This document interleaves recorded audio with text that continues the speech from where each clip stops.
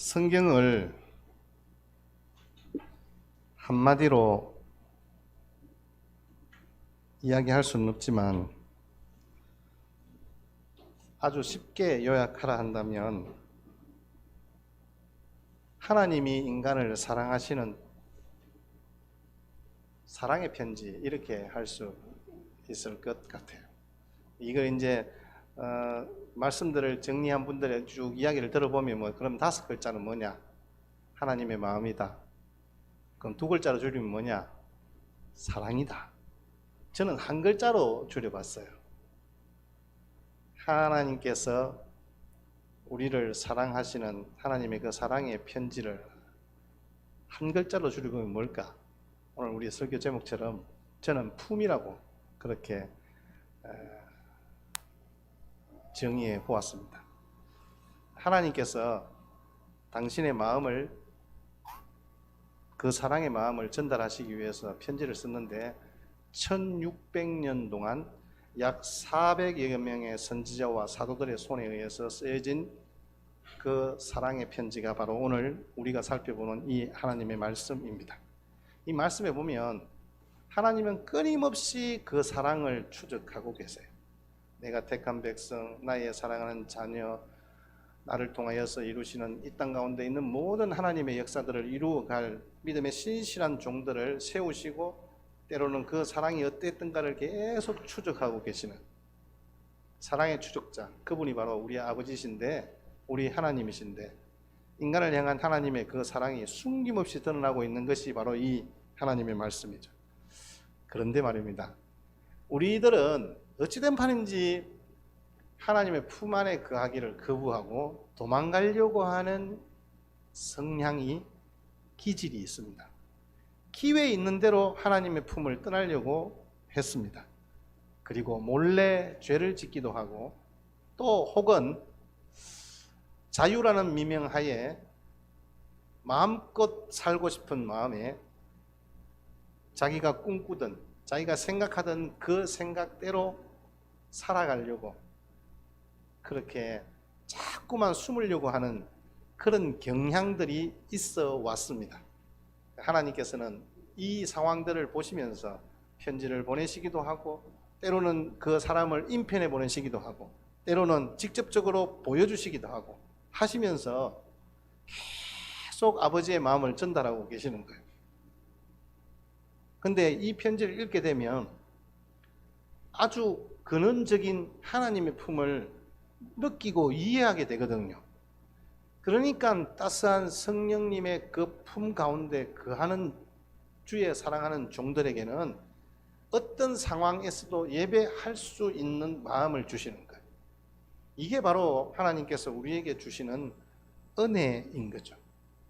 하나님께서 우리에게 주시는 이 사랑의 편지를 읽을 때마다 따뜻한 어머니의 품이 생각나는 것은 바로 바로 그 이유 때문에 그렇습니다. 호주의 한 공영방송에서 아기를 재울 때 엄마 품에서 나는 엄마 품을 생각나게 하는 그 인형을 쓰자 아이들이 정말로 투정 부리지 않고 잠투정하지 않고 쉽게 잠을 잔다는 아주 큰 효과를 보고 있다고 호주 공영방송 채널 7에서 다큐멘터리로 보도한 적이 있습니다. 실제로 이 호주 아들레이드 국립 아동병원에서 이 인형을 아이를 재울 때 사용하고 있는 거예요. 이 인형을 만들 때 그 재료가 냄새를 잘 빨아들이는 특수한 면 소재로 만들었어요. 이 인형을 만든 사람은 데이지라는 엄마예요. 원래 그 딸이 너무 잠투정이 심해서 이렇게 하면 어떨까 자기가 아이디어를 내고 낮에는 엄마 품에 인형을 품고 있다가 잠들기 전에 아이에게 안겨주는 거예요. 그러면 그 아이가 자기도 모르게 엄마가 옆에 누워있는 것 같이 생각되고 금방 잠이 든다는 거예요. 엄마의 냄새를 맡으며 편안하게 잠을 잔다는 거예요. 이 인형 이름이 우기입니다. 꼭 우리나라 말 같죠? 우기 인형이라고 하는데, 특히 우는 아기를 달랠 때 이 인형을 옆에 대주면 아이가 쉽게 울음을 그쳤다고 합니다. 여러분, 최치가 느껴지게 되면 이 아이는 안정감을 갖고 엄마의 품을 느끼게 되는 거죠.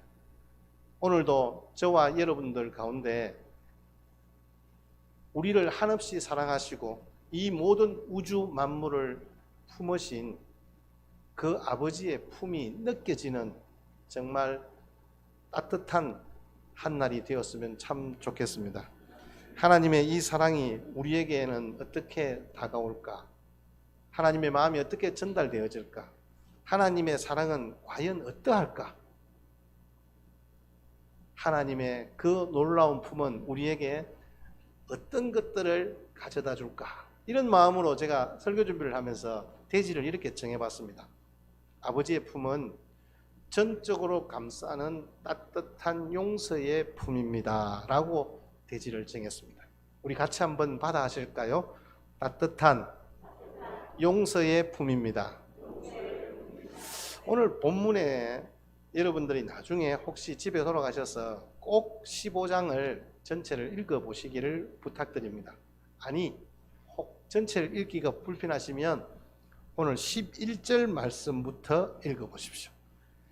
15장 1절부터 10절까지는 우리 비유가, 예수님이 말씀하시는 비유가 두 개가 있습니다. 하나는 잃어버린 양에 대한 비유, 두 번째는 잃은 드라크마를 찾는 비유, 세 번째가 오늘 우리 탕자의 비유입니다. 탕자라고 지칭하기가 조금 합니다만은 어쨌든 둘째 아들이 아버지의 품을 떠나려고 발부둥을 쳤습니다. 아버지의 유산을 요구했습니다. 자기에게 할당된 유산을 달라는 거죠. 그런데 여러분, 이게 잘못된 게 뭐냐면 그럴 수도 있지라고 여러분들이 혹시 생각하실지 모르겠는데, 유대 관습법에 의하면 그 중동 근동에 있는, 고대 근동에 있는 모든 나라들의 그 관습법에 의하면 아버지가 살아계시면 그 자녀에게 할당되는 유산이라는 게 원래 없습니다. 요구하면 무슨 말이냐 하면 아버지가 빨리 죽기를 바랍니다.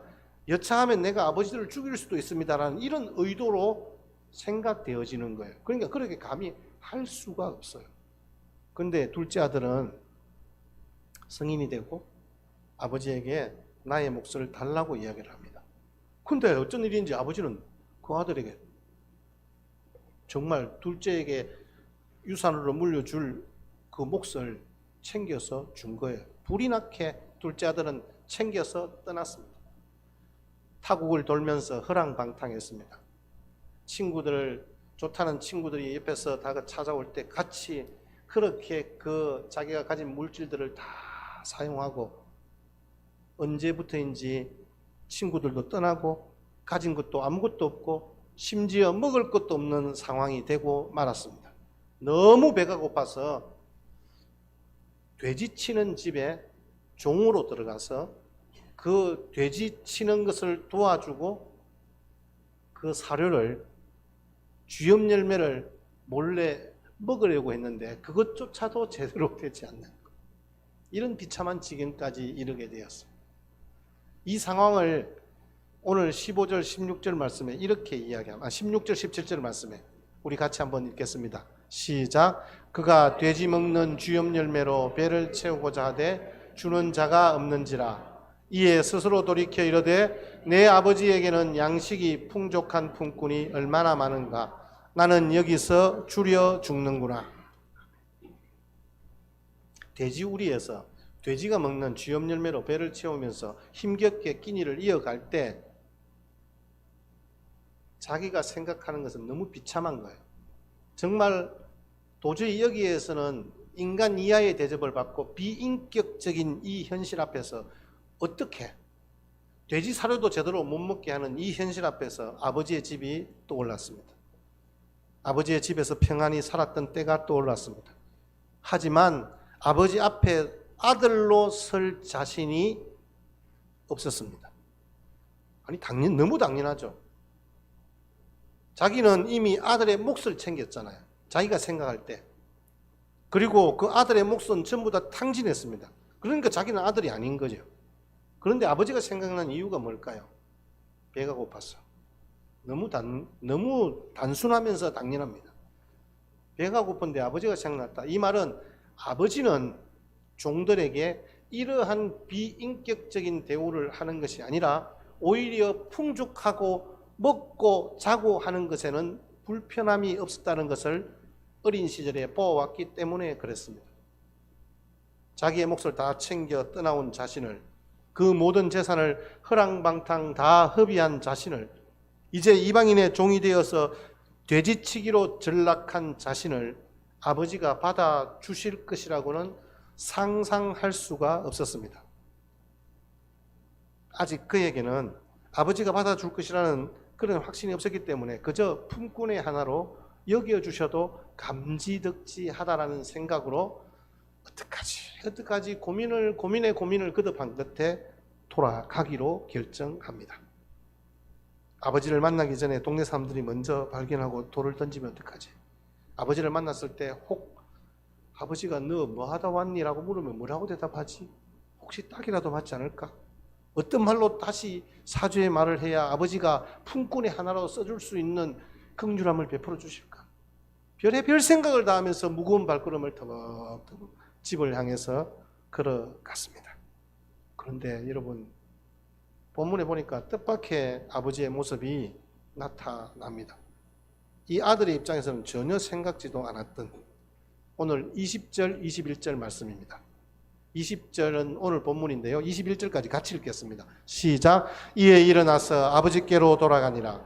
아직도 거리가 먼데 아버지가 그를 보고 측은히 여겨 달려가 목을 안고 입을 맞추니 아들이 이르되 아버지 내가 하늘과 아버지께 죄를 지었사오니 지금부터는 아버지의 아들이라 일컬음을 감당하지 못하겠나이다 하니 고개를 푹 숙이고 땅만 보면서 터벅터벅 걸어가고 있는데 아직 동네 어귀에서 들어가지도 않은 상태에서 자신을 부르는 아버지의 목소리가 들립니다. 고개를 들어보니까 정말 아직까지 거리가 먼데 자신의 이름을 부르면서 막 달려오시는 거예요. 어릴 때부터 보아왔던 아버지의 모습. 그런데 어딘가 좀 불편해요. 아버지의 걸음이 예전 같지는 않습니다. 그리고는 그 넓은 품으로 그 아버지가 아들의 목을 끌어안고 입을 맞추셨습니다. 자기는 생각지도 못한 상황에서 아버지 품에 묻혀있는 자신을 발견하게 됩니다. 아버지가 입을 맞추며 아들의 모습을 잠깐 보고 있는데 그때서야 아들이 그 마음에 진짜 회개가 일어나는 거예요. 간곡한 말로 아버지에게 이렇게 이야기합니다. 아버지의 아들이라 일컬음을 감당하지 못하겠습니다. 자기가 잘못했다고 무릎 꿇고 용서를 빌어야 되는데 아버지는 그 상황과 어떠한 조건, 어떤 것도 질책하지 않으시고 끌어안으신 그 아버지의 사랑을 만나게 된 거예요. 아버지의 사랑을 만나기 전에 그 자기의 생각으로는 수많은 독백들과 나름대로의 시나리오들이 있었을 것 아니에요. 멘트가 분명히 있었단 말이에요. 자신의 죄를 용서받기 위한 수단으로 이 멘트를 준비했어요. 오늘 21절 말씀. 내가 죄를 지었습니다. 아버지의 아들이라 일컬음을 감당하지 못하겠습니다. 이 말은 아버지께 용서를 구하기 위해서 준비한 건데 이제는 그게 아니라 진짜 아버지에게 드리는 정직한 고백, 진실한 감사와 감격의 표현이 되었습니다. 여러분, 그렇다면 우리를 품는 하나님 아버지의 품은 어떤 품이냐라는 거예요. 그 하나님 아버지의 품은 바로 오늘 등장하는 이 아버지와 같습니다. 모든 장애물을 뛰어넘는 넉넉한 용서의 품입니다. 이게 바로 우리가 아버지라 부르는 하늘의 하나님의 넉넉한 품인 줄 믿습니다. 20절 말씀을 다시 한번 보십시다. 여러분, 이에 일어나서 아버지께 돌아가니라. 아직도 거리가 먼데 아버지가 그를 보고 측은히 달려가 목을 안고 입을 맞추니. 여러분, 목을 안고 입을 맞춘다. 아버지는 그 아들에게 달려가서 아들을 품었어요. 아버지는 아무 이야기 하지 않았습니다. 묻지도 따지지도 않았습니다. 우리가 이 말들을 우리 자주 하는데, 아버지는 그냥 달려가서 아들을 품어 주신 거예요. 안아 주신 거예요. 이게 바로 우리를 향하신 우리 하나님 아버지의 사랑입니다.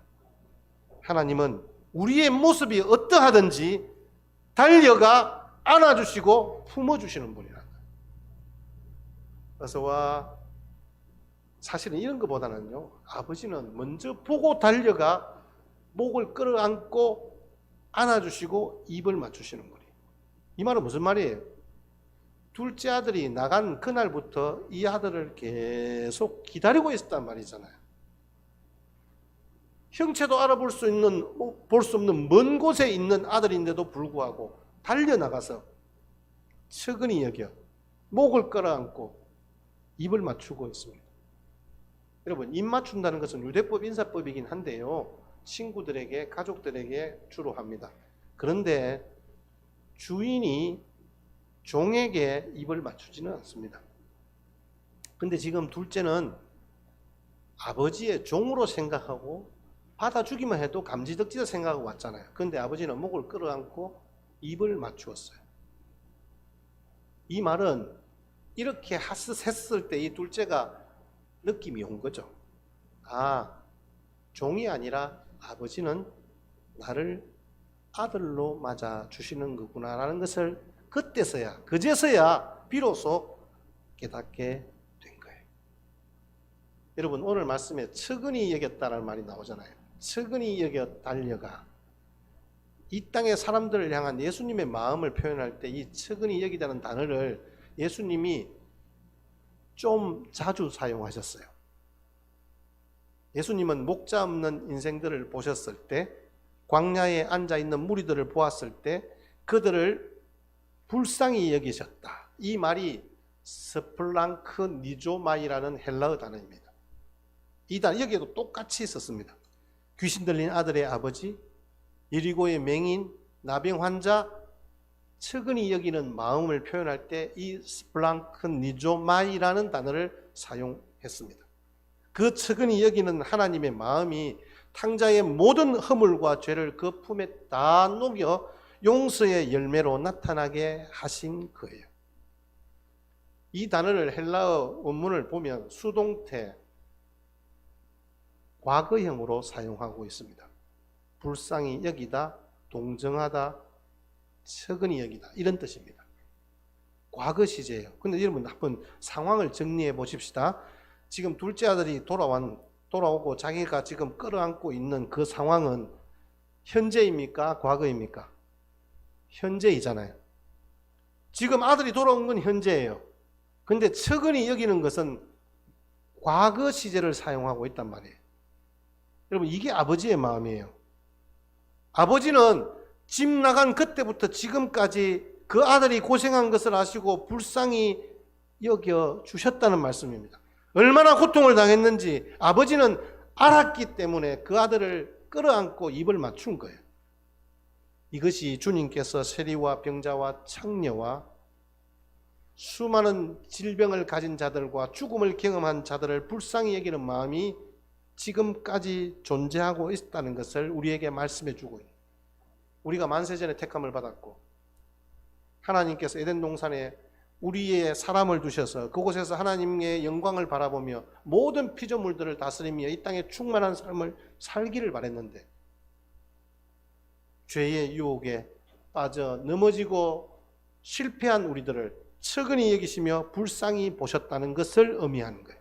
이렇게 내가 예수 그리스도를 통해서 하나님 앞에 가니 아버지가 나를 반갑게 맞이하여 주시고 목을 안고 입을 맞추시는 거예요. 측은히 여김을 받는다. 아버지께서 우리에게 주시는 사랑의 표현입니다. 아버지의 품이 있기 때문에 가능한 이야기입니다. 둘째 아들을 본 아버지는 그런 아버지의 사랑, 불쌍히 여김을 받을 수밖에 없는 당신의 상태를 정확하게 보게 된 거죠. 우리 부모님들이 아이가 잘못했을 때 아이들이 막 벌벌 떨면서 말도 제대로 못 하잖아요. 물으면 너 왜 그래? 이렇게 물으면 말을 안 해요. 네 잘못한 게 뭐야? 물어도 말을 안 해요. 그때 아이를 꼭 끌어안아 줍니다. 네 잘못했지. 뭐가 잘못했어? 뭐가 문제야? 이렇게 묻는 것이 아니라 이제는 모든 잘못을 용서한다는 의미죠. 여러분, 아버지가 달려가는 게 먼저였습니다. 아들이 용서를 구하는 게 먼저가 아니었고 아버지가 달려가서 그를 안고 입을 맞추는 것이 먼저였습니다. 지난주에 말씀을 묵상하면서 아브라함이 아들 이삭을 모리아산에서 믿음으로 드렸잖아요. 아버지께서 살려주시든지 다시 어떻게 해주시든지 자기는 그렇게 믿음으로 칼을 들어 아들을 제물로 잡으려고 했어요. 근데 여러분 보십시오. 이삭을 드리는 아브라함의 믿음의 속도보다 다급한 마음으로 그 아브라함의 손을 잡으시는 하나님 아버지의 사랑의 속도가 더 빨랐습니다. 저와 여러분들이 지쳐 넘어져 쓰러지는 속도보다 나를 발견하시고 붙잡아 주시는 하나님의 그 은혜의 속도가 더 빠르다는 사실입니다. 내가 이 세상에서 지치고 힘들어 넘어져 상처받을 조건들이 많지만 우리를 붙들어 주시고 안아주시고 우리가 그 어떤 상황에서 어떤 모습으로 넘어지더라도 안아주시는 하나님의 품이 더 넉넉합니다. 그래서 아들이 용기를 내어서 아버지에게 말하는 거예요. 하늘과 아버지 앞에서 내가 죄를 지었습니다. 저는 자식의 자격이 없습니다. 나를 품꾼의 하나로 사용해 주십시오. 이 상황을 정리하면서 신학자들이 이렇게 이야기합니다. 야, 진짜 둘째 아들 좀 낭비하는 아들이다. 이렇게 정의합니다. 모든 재산을 다 낭비해버렸잖아요. 시간을 낭비해버렸잖아요. 예수님께서 소개하신 이 아버지 또한 낭비하는 아버지라고 묘사합니다. 아버지가 왜 낭비하는 아버지입니까? 이 아버지는 아들을 위해서는 아낌없이 사랑을 낭비한 아버지였던 것입니다. 그리고 이 아버지 사랑의 품이야말로 집을 나간 아들이 돌아와야 했었던 그의 궁극적인 고향이 되었던 거예요. 예수님은 이 아버지의 품을 단순히 인간적인 아버지가 아니라 하늘에 계신 하나님의 품이라는 것을 우리에게 가르쳐 주고 있는 거예요. 예수님의 비유가 우리에게 그것을 말씀해 주고 있는 거예요. 그래서 우리는 하늘에 계신 하나님의말로 집을 떠난 우리 인간이 반드시 돌아와야 할 영혼의 본향인 겁니다. 러시아에 여행하는 사람들이 제일 많이 찾는 장소가 바로 러시아 박물관이에요. 거기 가면 사람들의 발걸음이 한참 머물러 있는 그림이 있는데 그림이 굉장히 커요. 길이, 높이가 2m 60, 폭이 1m 80 정도 되는 아주 큰 대작이 있습니다. 렘브란트가 그린 The Return of the Prodigal Son, 돌아온 아들의 그림이에요. 탕자 이야기입니다. 이 그림 앞에 사람들이 전부 머물러 서 있어요. 근데 우리 그림을 한번 보실까요? 그림을 보시면요, 이 상황이 모든 상황을 다 대변해 주고 있어요. 지난번에도 저희들이 한번 잠깐 보긴 했는데, 여러분 등장하는 인물이 아버지, 아들, 주변의 종들과 친구, 동네 사람들, 그리고 어두움에서 희미하게 보이는, 여러분이 보실 때 오른쪽 위에 상단에 있는 등장하는 인물이 바로 첫째 아들입니다. 자, 아들의 신발을 한번 보세요. 다 헤어졌잖아요. 아예 뭐 왼발은 신발이 벗겨져 있고 오른발도 밑창이 다 떨어져 있습니다. 구멍이 나서 발바닥이 보입니다. 입은 옷은, 겉옷은 아예 없고 속옷만 남았어요. 온 천지에 똥물이 묻어 있어요. 뭐 옷이 아니죠. 헌급을 그냥 두른 것이라고 보면 좋겠습니다. 머리는 얼마나 고생을 했든지 머리가 다 빠져 있습니다. 뭐 박박 깎았는지는 모르겠는데 근데 아버지는 어때요? 왕처럼 보이잖아요. 가슴 한쪽에 돌아온 둘째 아들이 귀를 대고 이렇게 귀를 대고 안겨 있는 모습. 아버지의 가슴에 자기의 몸을 붙였다고 보는 것이 옳을 것입니다. 아버지는 손가락, 손목 모든 것에 금은으로 장식을 했습니다. 손에 팔찌를 차고 있죠. 근데 아들에게는 장식은 아무것도 없습니다. 물론 아무것도 없죠. 근데 지금 보세요. 아버지는 그 아들이 왔었을 때 조금이라도 싫은 모습 하나 내색이 없어요. 아버지의 얼굴과 옆에 서 있는 다른 사람들의 얼굴이 완전히 대조되고 있잖아요.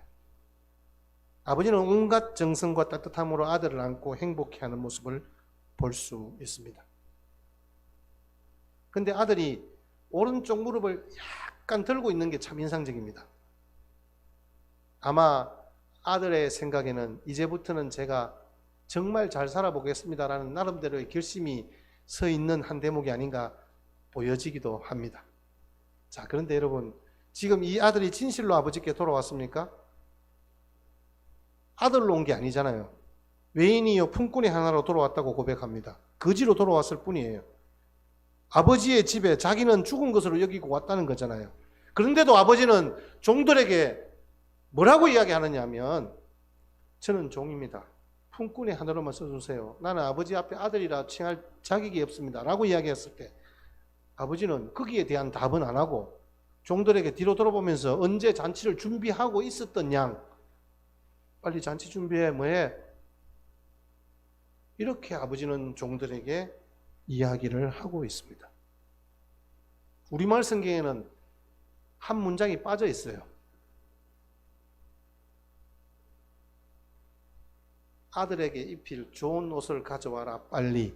이게 빠져 있어요. 그 뒤에 아들을 이렇게 세우고 손가락에 반지를 끼우고 옷을 갈아입히고 신발을 신겨 주었다는 거예요. 그래서 잔치를 베풀었잖아요. 아버지는요, 잃어버린 아픔이 얼마나 큰가를 경험한 사람이에요. 그래서 다시 아들을 찾은 기쁨이 얼마나 큰지를 너무나 잘 알고 있었던 거예요. 그래서 아버지의 기쁨은 지금 다른 것이 눈에 들어오지 않습니다. 동네 사람들이 뒤에서 수근수근 거리는 소리를 왜 못 듣겠습니까? 왜 자기가 유대인으로서 율법에 반하는 돼지를 치던 그 자식, 그 부정한 자식, 돼지는 부정한 짐승입니다. 돼지우리에서 살았던 그 냄새나는 아들을 끌어안았을 때 사람들이 보여줄 반응을 왜 몰랐겠습니까? 그런데 아버지가 생각했던 것은 아들의 생명, 돌아온 생명 외에는 그 어느 것도 이 아버지에게는 관심이 없었습니다. 보통 아버지 같으면 돈을 어떻게 탕진했는지, 왜 아버지와 식구들을 그토록 속상하게 했는지, 이제 다시는 네 나가면 안 된다. 약속해. 아마 그렇게 다그쳤겠죠. 집에 돌아와 보니까 집이 얼마나 좋은지 알겠지. 이게 어찌 보면 가장 부드러운 표현일지도 몰라요. 그런데 여기에서 아버지의 관심은 오직 한 가지, 죽었다가 다시 살아 돌아온 아들이었습니다. 저에게 가끔씩 주변에 있는 이제 목사님들이나 집사님들이나 성도님들이 자녀들 때문에 어려움을 당할 때 저하고 상담을 가끔씩 하셔요. 아이들이 애먹일 때도 그렇고 또 아이들이 아프거나 힘들 때 그 마음이 낙심하고 상실된 마음에 공감대가 있기 때문에 서로가 위로가 되기도 하고 또 같이 찾아와서 같이 눈물을 흘리기도 하고 손을 잡습니다. 근데 이제 그런 어떤 충분한 같은 교제가 있고 난 후에 그분들에게 마지막으로 제가 진심을 담아서 드리는 말씀이 있어요. 그게 뭐냐 하면요. 그래도 목사님, 집사님, 성도님, 아직 자녀가 살아있잖아요. 우리 집사님 품에, 우리 목사님 품에 아직 자녀가 있잖아요. 지금 같이 있는 것만으로도 참 감사한 거잖아요. 진심을 담아서 말씀을 드려요. 그러면요, 그분들이 그 모든 것들을 받아들이는 거예요. 저는 그 이유가 이 아버지의 품을 경험했기 때문에 그들도 동일하게 그렇게 생각합니다. 여기에 있는 아버지는요, 그런 품이었어요. 아들의 초라한 모습은 보이지 않는 거잖아요. 아들의 존재만으로도 이미 충분했잖아요. 아들이 지금 종교적인 부정한 그런 상태가 자기에게는 문제가 되지 않는 거잖아요. 아들의 실패한 모습이 보이지 않습니다. 아들이 살아있는 것만으로도 감사한 마음인 거예요. 아, 아들이 살아있어서 좋구나. 아들아, 이렇게 품에 안는 것만으로도 행복하구나. 그렇게 아들의 허물을 감싸 안는 품이 아버지의 품이었어요. 그렇게 아들을 용서하는 품이었어요. 좋은 것만 보이는 사랑의 품이었고 긍휼과 자비가 총동원된 품이었습니다. 우리가 흔히들 이야기하는 이해와 용서라는 개념으로 설명하기에는 이미 한계가 넘어버린 넉넉한 하늘 아버지의 품이었습니다. 온갖 부중한 냄새와 더러운 냄새를 향기로 변화시키는 품이었습니다. 전적으로 그 모든 상황을 감싸는 보호의 품이었습니다. 아니, 그보다 더 나아가서 하늘보다 높고 바다보다 넓은 품, 새살이 돋아나게 하는 생명의 품이었습니다.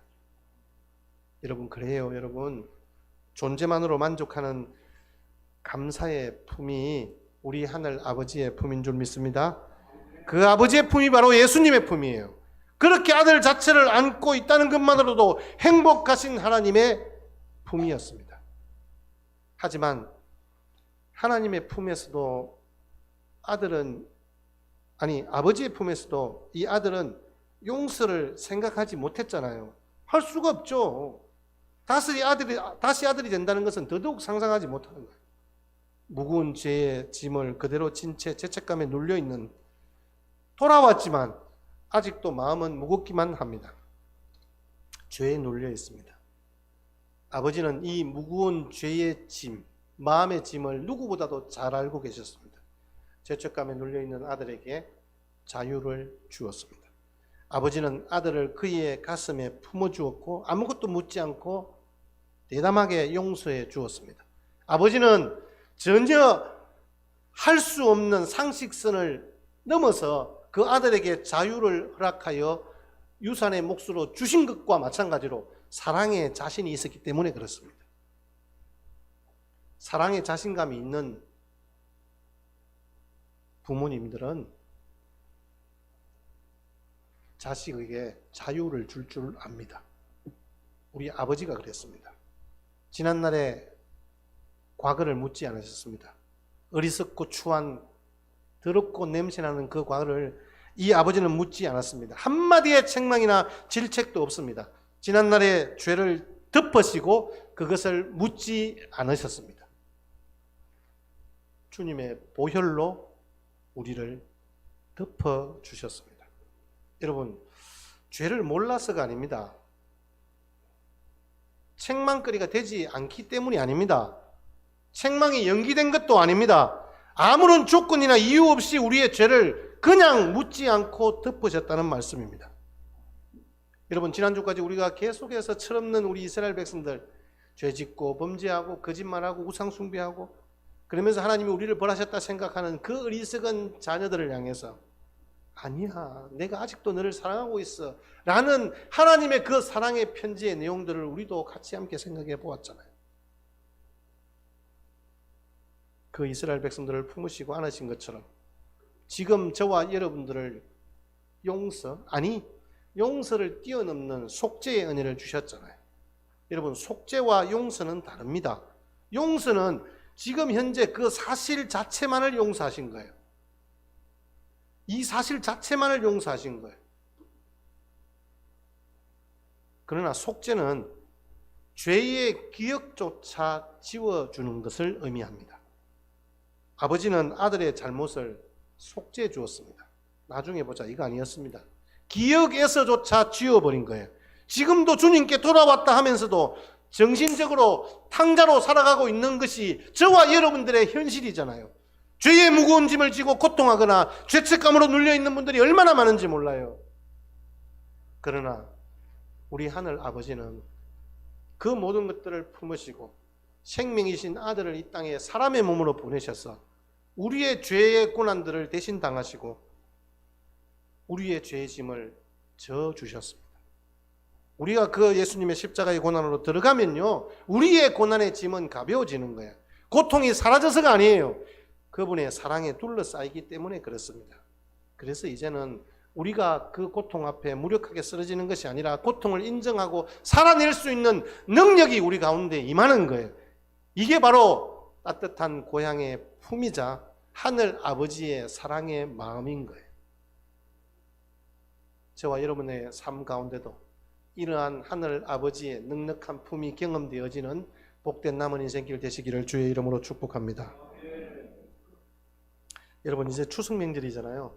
고향이 되면 고향에 이제 가시는 분들도 있고, 막 이제 뭐 부모님도 안 계시고 친구도 안 계시고 뭐 다른 분들도 없으니까 그냥 고향이 뭐 필요 있나 이렇게 또 생각하시는 분도 있을 것 같아요. 저도 그래요. 아버지가 계셨을 때는 시골에 가면요, 제 좋아하는 쌀포대기를 항상 보면 저 간다는 말을 이렇게 쭉 동생들과 뭐 같이 이야기하면 아버지 혼자 싹 일어나세요. 그러면 아버지가 그 고방에 가서 쌀포대 하나 지게에 이렇게 실어가지고 먼저 이렇게 동구밖에, 우리 집 앞에 보면 물가가 있거든, 차 대놓는 자리에. 거기에 이렇게 먼저 가 계세요. 항상 그랬던 것 같아요. 근데 그런 어떤 아버지의 모습이 안 계시니까 고향도 좀 재미가 없어요. 저 개인적으로도 그렇습니다. 아마 그건 품이 사라졌기 때문에 그런 것 아닌가. 고향은 그렇잖아요. 힘들어도 안고 위로해 주는 곳이잖아요. 실수하고 잘못했다 하더라도 그냥 받아주는 것이 고향이잖아요. 우리의 영혼의 고향이 바로 우리 하늘 아버지가 계신 그곳이 우리의 고향이잖아요. 그곳을 생각하면 빙그레 웃음이 나고, 아버지 이렇게 부르면 조용히 부르고 기다리면 어느 순간 따뜻하게 감싸는 성령 하나님의 그 품이 느껴지는 거예요. 그 이유는 우리의 영혼을 감싸고 품어주시는 하나님, 그 하나님 사랑 때문에 그렇게 우리가 인생을 살아갈 수 있고 오늘도 이 자리에 나와서 예배를 드릴 수 있는 것 아니겠습니까?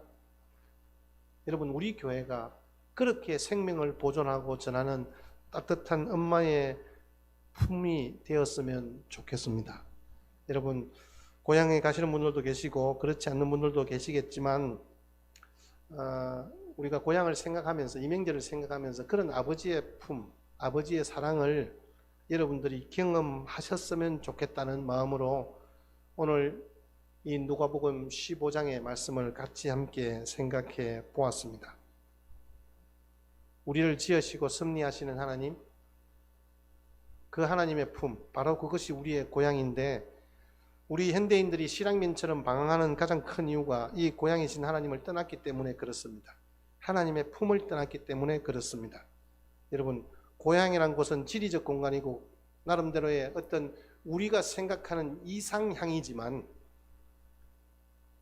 결코 이상향으로 그치는 것이 아니라 실제적으로 우리가 가야 할 그곳, 아버지의 품입니다. 하나님께서 우리를 지금도 부르고 계십니다. 아니, 먼저 달려와 우리를 안고 입 맞추고 계시는 우리 아버지 하나님을 여러분들이 만났으면 참 좋겠습니다. 그래서 그 아들이 아버지 집에 가서 따뜻한 배부름으로 아버지 앞에서 눈물 흘렸던 것처럼 우리도 그 아버지의 사랑을 경험하고 주님 앞에 안기어 마음껏 울 수 있는 그런 복되고 좋은 남은 인생길 되시기를 주의 이름으로 축복합니다. 오늘도 우리와 함께 하신 주님만을 바라보며 살아가는 귀한 남은 날 되시기를 바랍니다. 찬송가 273장 찬송 드리면서 봉헌하시겠습니다.